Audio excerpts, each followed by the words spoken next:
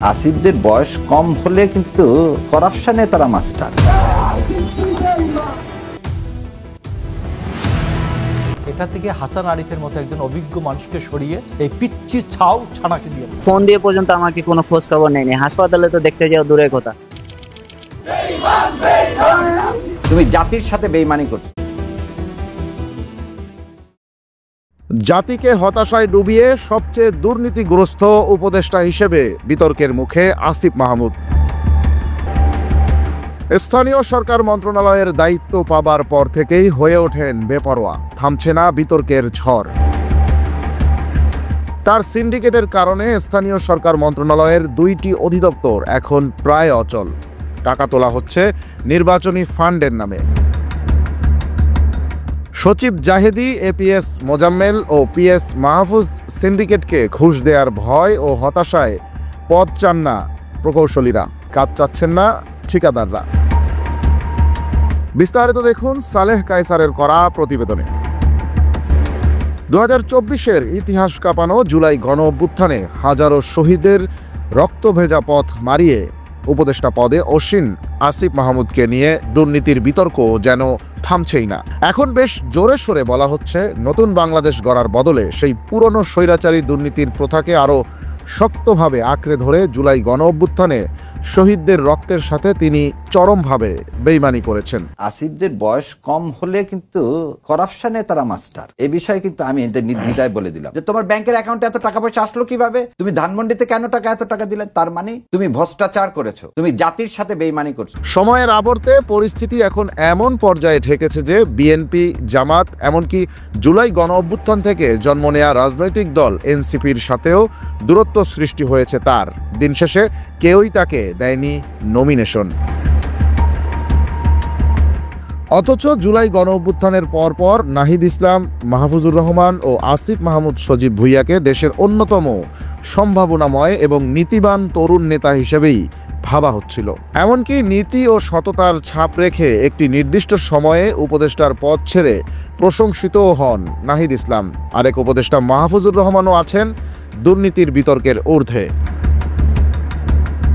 কিন্তু জাতির প্রত্যাশাকে হতাশায় রূপান্তর করে আসিফ মাহমুদ সজীব ভুইয়া হয়ে উঠেছেন সবচেয়ে দুর্নীতিবাজ কুখ্যাতি পাওয়া উপদেষ্টা। প্রশ্ন উঠেছে, উপদেষ্টা হিসেবে দায়িত্ব নেয়ার পর থেকে গত প্রায় 1.5 বছরে কি করেছেন তিনি। মূলত জুলাই গণ অভ্যুত্থান পরবর্তী স্থানীয় সরকার মন্ত্রণালয়ের প্রথম উপদেষ্টা প্রয়াত হাসান আরিফকে সরানোর পর 2024 সালের 11 নভেম্বর সরকারের গুরুত্বপূর্ণ এই মন্ত্রণালয়ের উপদেষ্টা হিসেবে দায়িত্ব পান আসিফ মাহমুদ। হাসান আরিফকে এই স্থানীয় সরকার পল্লী উন্নয়ন ও সমবায় মন্ত্রণালয়, এটা বেসিক্যালি প্রধানমন্ত্রীর পরে দ্বিতীয় সর্বোচ্চ মন্ত্রণালয়, এটা থেকে হাসান আরিফের মতো একজন অভিজ্ঞ মানুষকে সরিয়ে এই পিচ্চি ছাউ ছানাকে দিয়েছেন ডক্টর ইউনূস। এবং এই ছেলে সর্বশেষ তার কুমিল্লায় 2400 কোটি টাকা নিয়েছে, নিজ উপজেলায় মুরাদনগরে নিয়েছে 453 কোটি টাকা। এরপর থেকেই একের পর এক দুর্নীতির বিতর্কে জড়িয়েছেন তিনি। এর মধ্যে আওয়ামী আমলের দুর্নীতিবাজ ও বিতর্কিত সচিব রেজাউল মাকসুদ জাহিদিকে যুব ও ক্রীড়া মন্ত্রণালয় থেকে নিয়ে আসেন স্থানীয় সরকার মন্ত্রণালয়ে। সেই সাথে তৎকালীন এপিএস মোজাম্মেল এবং বর্তমান পিএস মাহফুজ আসিফ ঘনিষ্ঠ এই 3 ব্যক্তির সমন্বয়েই শুরু হয় স্থানীয় সরকার মন্ত্রণালয়ের সিন্ডিকেট বাণিজ্য। একাধিক সূত্র নিশ্চিত করেছে, আসিফ মাহমুদের এই সিন্ডিকেটকে মোটা অঙ্কের টাকা ঘুষ দিয়ে ডিপিএইচই এবং এলজিইডিতে আওয়ামীপন্থীরা যেমন পুনর্বাসিত হয়েছেন, একই সাথে ঘুষ দিতে না পারায় আটকে আছে স্থানীয় সরকার মন্ত্রণালয়ের অধীনস্থ এই 2 দপ্তরের বিভিন্ন পদ, শাখা ও জেলার প্রকৌশলী নিয়োগ কার্যক্রম। বিশেষ করে জনস্বাস্থ্য প্রকৌশল অধিদপ্তরে আসিফ মাহমুদের এই সিন্ডিকেটের নিয়োগ বাণিজ্যের কারণেই নির্ধারিত সময় পার হয়ে গেলেও প্রধান প্রকৌশলী পদে কাউকে নিয়োগ দেয়া যায়নি। যদিও পরবর্তীতে দপ্তরটিতে চরম অচল অবস্থার মধ্যে তড়িঘড়ি করে এক কর্মকর্তাকে প্রধান প্রকৌশলী পদে নিয়োগ দেয়া হয়। ওদিকে একই মন্ত্রণালয়ের আরেক অধিদপ্তর এলজিইডিতে এক ব্যক্তিকেই দিয়ে রাখা হয় প্রধান প্রকৌশলী সহ গুরুত্বপূর্ণ 5টি পদ। সিন্ডিকেটের চাহিদা অনুযায়ী কেউ ঘুষ দিতে না পারায় অদ্যাবধি ফাঁকা রয়ে গেছে ডিপিএইচই এবং এলজিইডির অতিরিক্ত প্রধান প্রকৌশলীর পদও। শুধু তাই নয়, একই অবস্থা বিরাজ করছে ডিপিএইচই এবং এলজিইডির মাঠ পর্যায়ের নিয়োগেও। ঘুষ দেওয়ার মতো প্রকৌশলী না পাওয়ায় অনেক জেলায় নিয়োগ দেয়া হয়নি কোনো নির্বাহী প্রকৌশলী। আবার কোথাও কোথাও একজন নির্বাহী প্রকৌশলী সামলাচ্ছেন 2টি জেলার দায়িত্ব।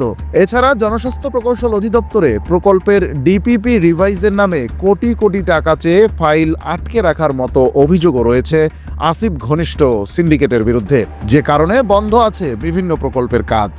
আর এতে সুবিধা বঞ্চিত হচ্ছে সাধারণ জনগণ। মোট কথা, বর্তমানে স্থানীয় সরকার মন্ত্রণালয়ে যে কোনো বদলি বা পদায়নের ক্ষেত্রে একটি যোগ্যতা যাচাই করা হচ্ছে, আর তা হলো প্রকৌশলীর ঘুষ দেওয়ার সামর্থ্য কতটুকু। সূত্রের দেয়া তথ্যানুযায়ী আসিফ মাহমুদের সিন্ডিকেটের কারণে স্থানীয় সরকার মন্ত্রণালয়ের 2টি অধিদপ্তরে এখন মোটা অঙ্কের টাকা ঘুষ দেওয়ার ভয় আর হতাশায় ঠিকাদাররা চাচ্ছেন না কাজ, আর প্রকৌশলীরা নিচ্ছেন না পদ।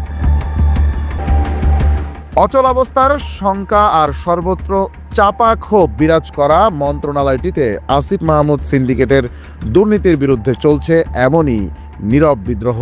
লোকমুখে এখন চাউর স্থানীয় সরকার মন্ত্রণালয়ই এখন বর্তমানে বাংলাদেশ সরকারের সবচেয়ে বিশৃঙ্খল ও দুর্নীতিগ্রস্ত মন্ত্রণালয়, এবং গণ অভ্যুত্থান পরবর্তী সম্ভাবনাময় নেতা আসিফ মাহমুদ এখন সবচেয়ে বেশি দুর্নীতিবাজ উপদেষ্টা। কিন্তু স্বপ্নভঙ্গের শিকার জনতার এসব হতাশা বা ক্ষোভ কতটুকু পাত্তা দেন আসিফ মাহমুদ? বৈষম্য বিরোধী ছাত্র আন্দোলনের বর্তমান কেন্দ্রীয় কমিটিতে আমি দায়িত্বশীল রয়েছে। উপদেষ্টা আসিফ মাহমুদ ভাই আমার খুব কাছের বড় ভাই।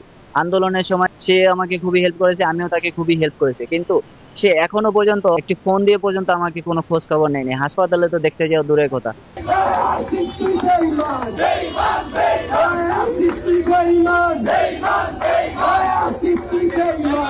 এমন প্রশ্নের পর্যালোচনায় দেখা গেছে কার্যক্রম নিষিদ্ধ আওয়ামী লীগের ওবায়দুল কাদের সহ বিভিন্ন বিতর্কিত মন্ত্রী এমপিদের মতো আসিফ মাহমুদও জনগণকে তোয়াক্কা না করেই একের পর এক বিতর্কিত কাণ্ড ঘটিয়ে চলছেন।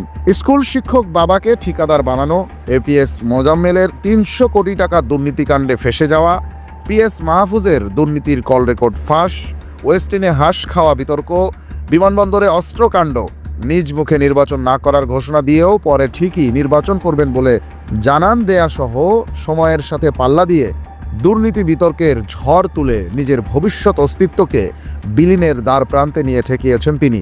জানা গেছে বর্তমানে নির্বাচনী ফান্ড সংগ্রহের নামে স্থানীয় সরকার মন্ত্রণালয়ের প্রকৌশলী ও ঠিকাদারদের টার্গেট করে বেপরোয়া চাঁদাবাজি করছে আসিফ মাহমুদের ঘনিষ্ঠ সিন্ডিকেট।